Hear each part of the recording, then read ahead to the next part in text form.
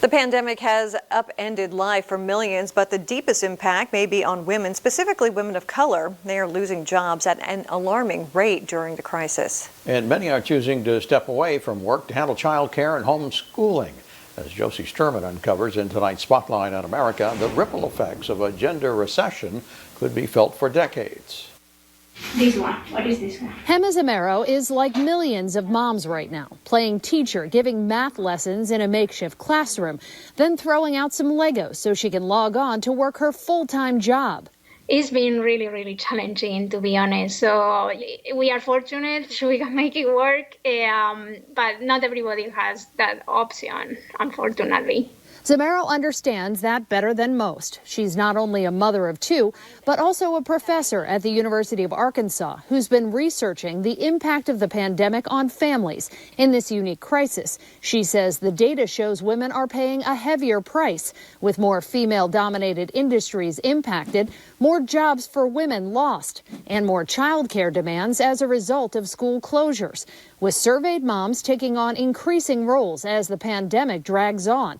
Half now saying they're the only ones providing care, compared to a third back in April. So we are seeing all these having consequences in terms of either reducing working hours to try to take care for their children, or some women seeing that they have to leave the labor force or they lost their job. It's happening in big numbers. The latest federal job stats from December show 140,000 jobs were lost last month. As this outraged Congresswoman tweeted, women accounted for every one of those job losses. And this is problematic both in the short term, clearly, because there's an income reduction loss associated with that, but also in the long term, because the longer that you're out of work, the harder it is to find a job.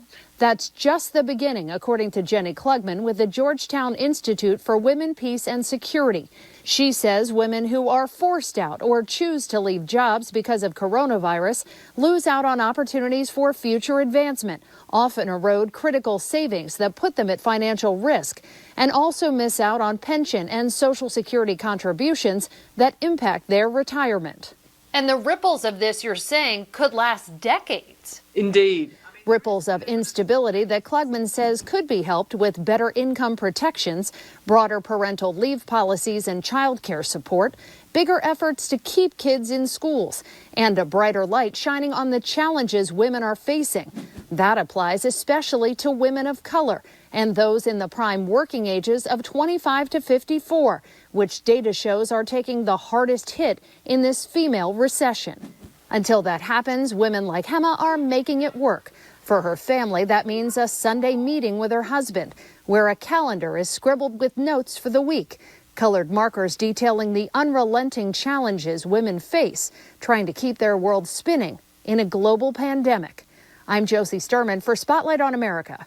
Is there a story you think we should investigate? Call our Eyewitness News tip line at 869-2929.